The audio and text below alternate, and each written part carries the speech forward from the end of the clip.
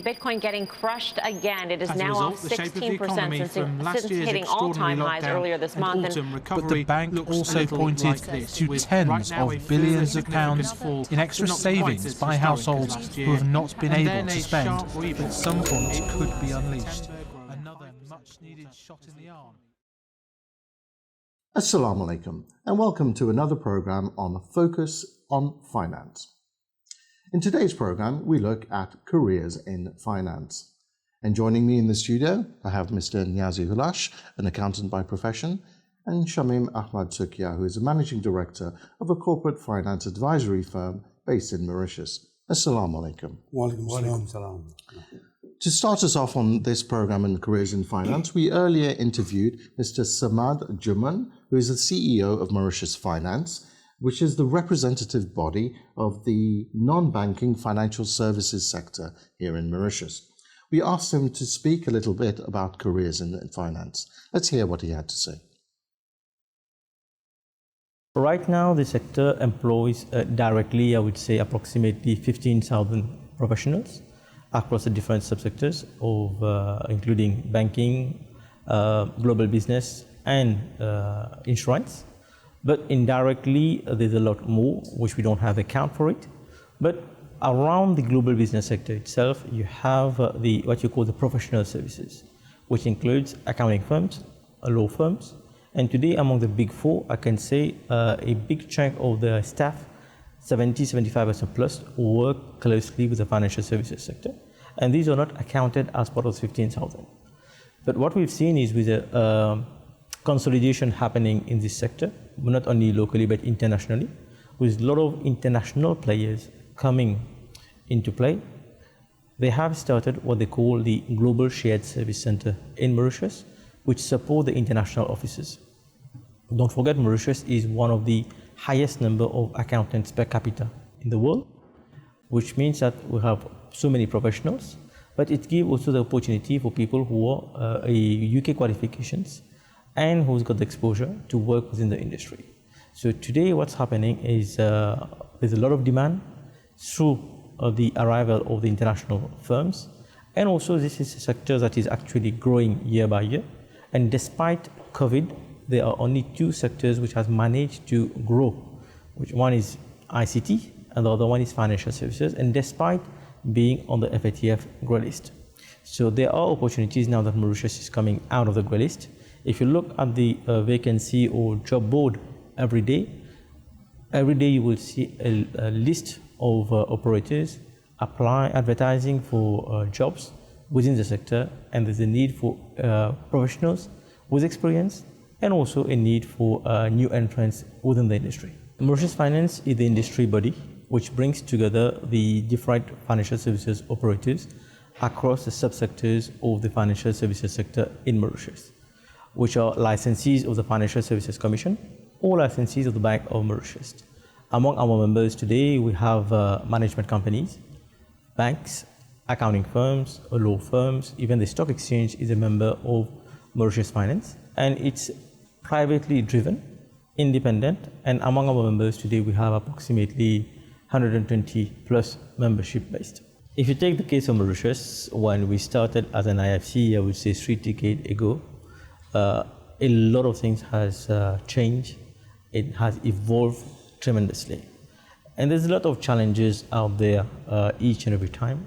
And at the end of the day, it's a question of how do you actually reinvent and adapt yourself. And for me, the only way you can remain sustainable is to be the best in class and adopt the international practices, and also ensure that whatever you're doing and the type of clients that you're dealing with, you are making all your check and references before you onboard anybody. And at the end of the day, it will definitely continue to evolve over the years, and we just need to be nimble and adapt to what's happening today. But having said that, there are huge opportunities out there, and people will always need the different scheme, the different facilities, and also professionals who has proven and tested themselves with experience who can deliver the goods over the years. So we've heard some interesting points there from Samad. So Niazi, let's go back and perhaps go over what the main career paths are available in finance and why someone would choose to go into finance. Thank you, Shafique. In fact, finance is a very, very wide subject. There are many, many activities and careers that one can choose in that field. Now, Mauritius being an international financial sector, so we do see that the types of jobs are also evolving. So to answer your question, there could be careers in banking, in accountancy, audit, corporate finance, fund administration, with those offshore sector we have, transactions, deal advisory, insolvency, forensics, you name it. I mean, there are so many jobs. If people are dealing with money or companies are dealing with money or financial flows, there are a host of activities that people can build their careers on. So that would be the main careers which I see people can. And choose. what kind of qualifications are we looking at? There's accountancy, I suppose, is one? And definitely, there are a host of accountancy qualifications, your ICAEW, ACCA, which is the professional accounting qualifications. There are a number of those. In the insurance sector, you can be an actuary. So that is typically another one. You've got banking qualifications you can choose. And there are also certifications you can have. For instance, an accountant can also become maybe an internal auditor.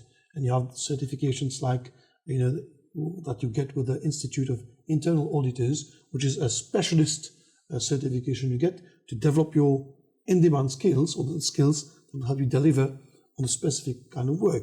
You've got, for instance, qualifications you can do specific to fraud investigation. Like there's a certified fraud examiner that you can become. And these are typically short courses which go in depth on a certain specific aspect designed for you to be able to deliver on your specific role. So, and it goes on and on and on.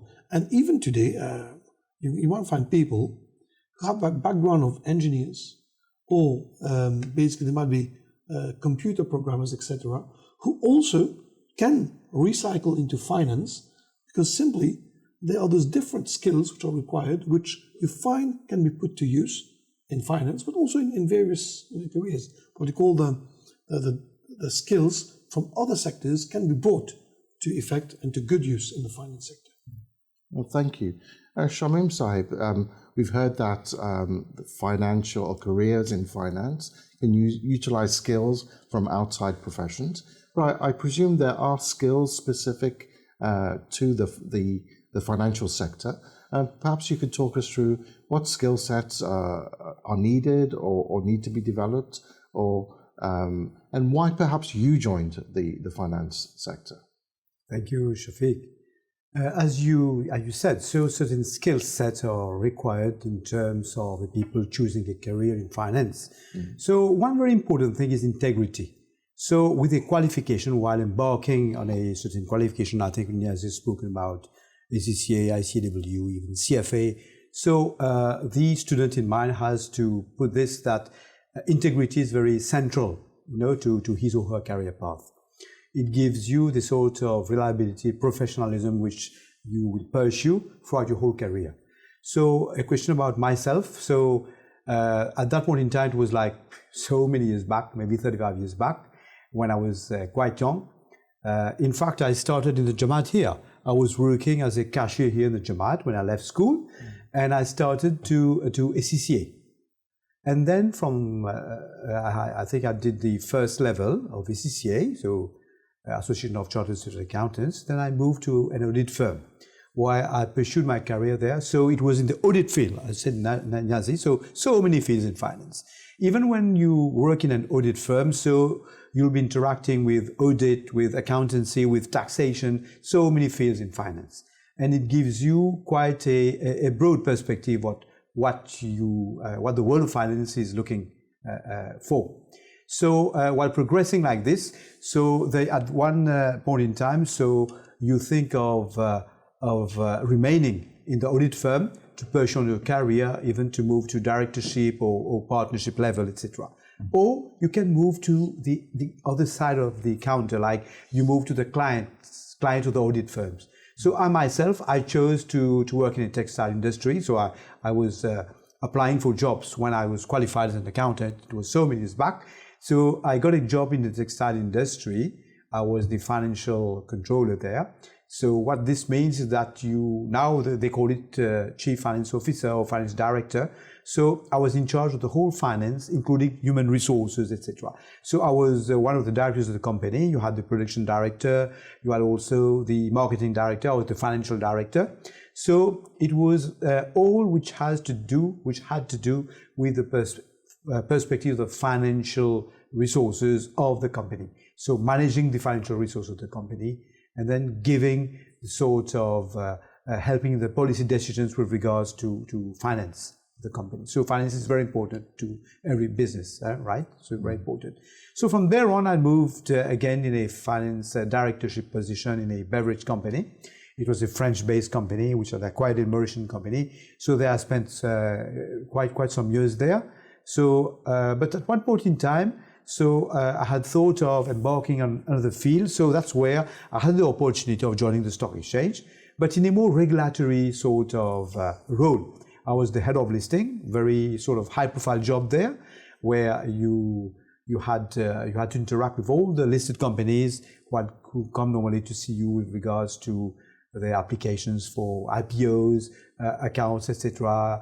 You interact with the lawyers, with the accountants, the best breed of the country. So that was a very high-profile position, and it was in tandem also with the development of the Mauritius financial services sector. I thought Niazi spoke about the global business sector. In fact, it was some 3 decades ago when, in fact, Mauritius embarked on developing its economy, opening up to the world, the creation of the stock exchange, the implementation of the global business sector, suspension of exchange control in Mauritius at that point in time, which has seen Mauritius come to this point now where we stand.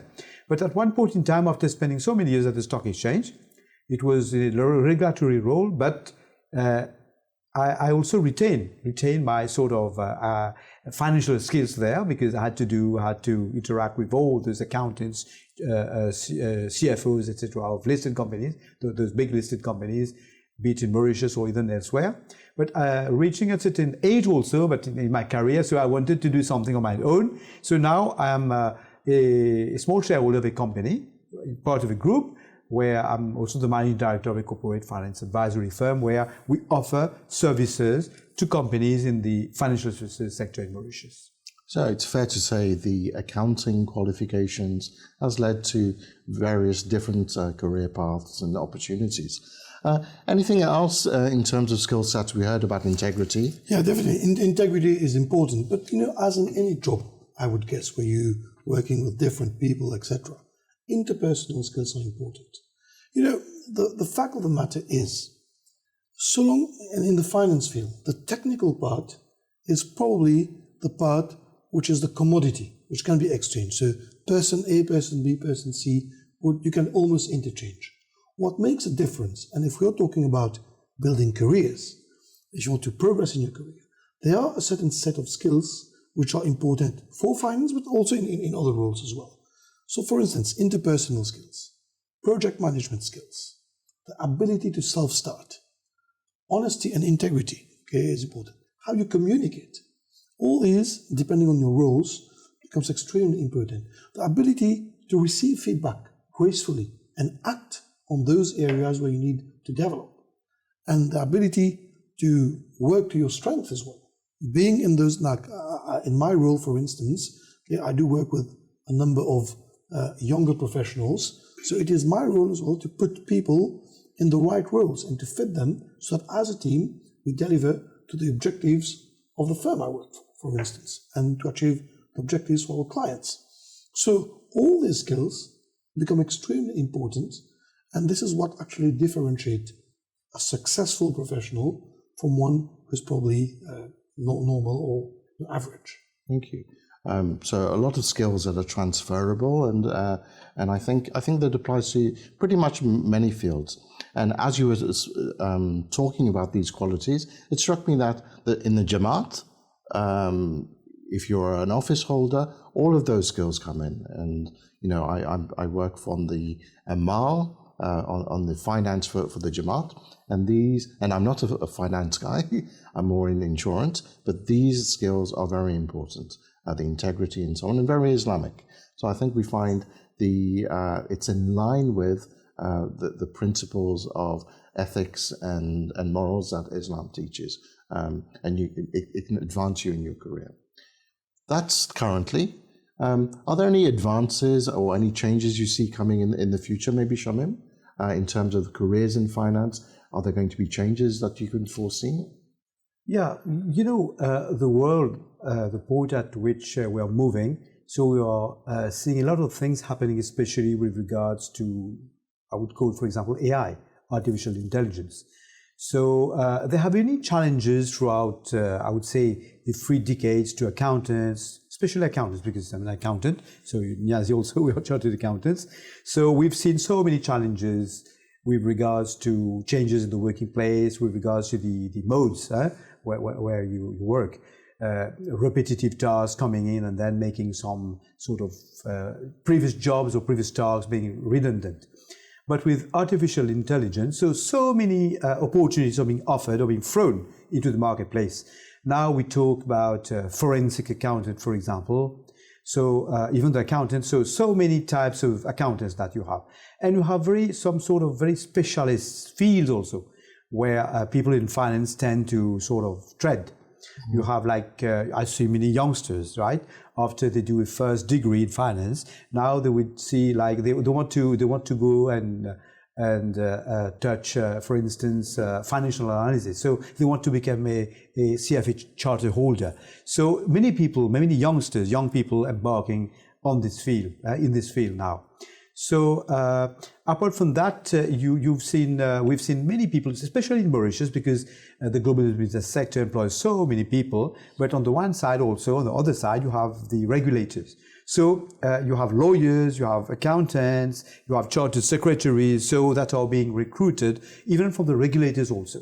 So the whole field of finance, but a bit meddled also with law and legal, you know, but it offers so many opportunities to young people who want to tread into those fields, especially where I think you spoke about that earlier, Niazi. So Mauritius finds itself in a sort of financial hub, you know, at the juncture of the flows of business between Asia, Africa, and the rest of the world. So there are so many opportunities for people, not only for Mauritian people, but also for people from Africa, for instance, foreign people coming and then to study at our universities here, and then taking on and then embarking on some careers in even legal or financial fields. You know? Yes, I think you've touched on technological changes, artificial intelligence.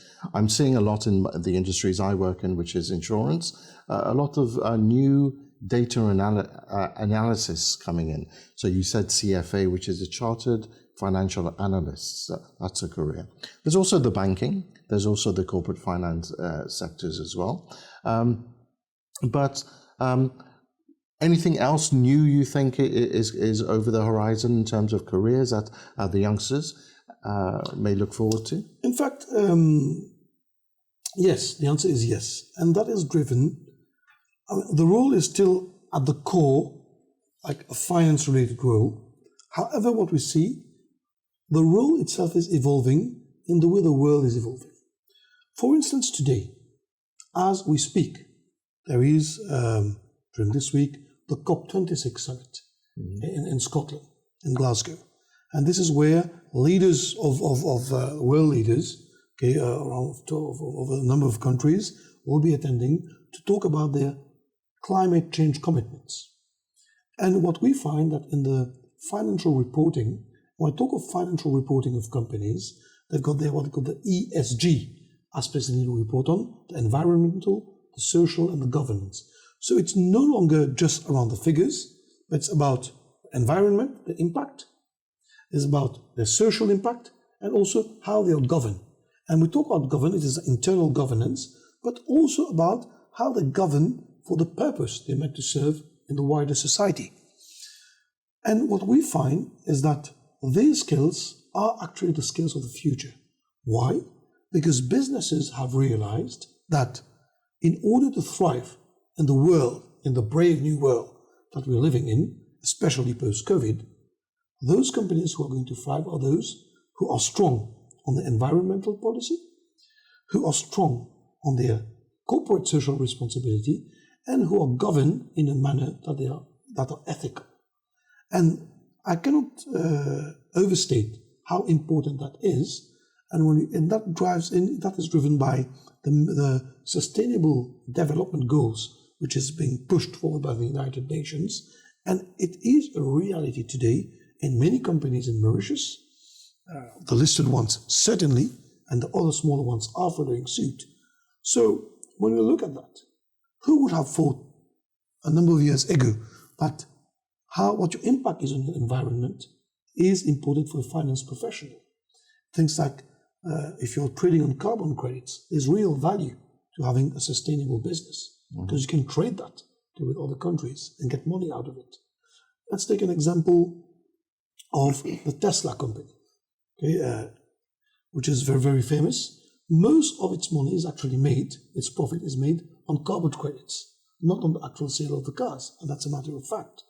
So from my perspective, I think the role is evolving in terms of what the role of the finance professional is. And it's not just about reporting, it's about being an integral part of business, being a business partner to the CEOs, to the engineers, to the marketing people, bring that finance and control acumen to achieve the purpose of the business. That's an interesting perspective. But it strikes me, we're running out of time, and time always seems to fly in these interesting discussions on finance. But it's interesting that we were talking about careers in finance. We've heard from Samad. We haven't actually talked about money and remuneration.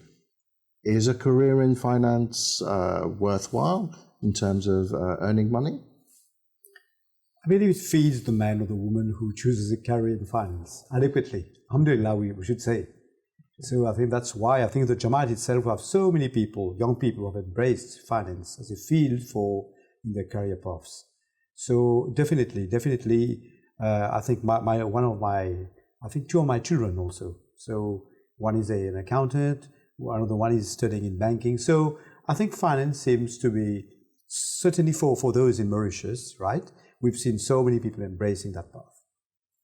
And I think the reality, just to add to that, if we talk about economic democratization, and I'm not saying that from a political angle, but from a factual angle, one of the industries which has really increased the purchasing power of the public and really is actually the financial services industry.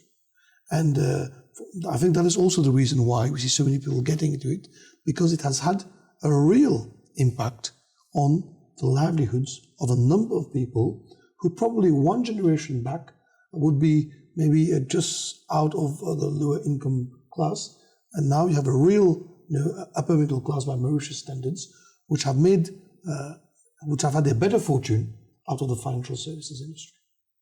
Thank you very much. I think that brings us to the end of our time for today's program. It remains for me to thank, first of all, Samad Jamin for his interview. I thank you, Niazi Hoolash and Shamin Sookia. Thank you very much, Jazakumullah. And I thank you, the viewers, and I hope you enjoyed this episode of Focus on Finance, and hope you can join us for future episodes. Assalamu alaikum.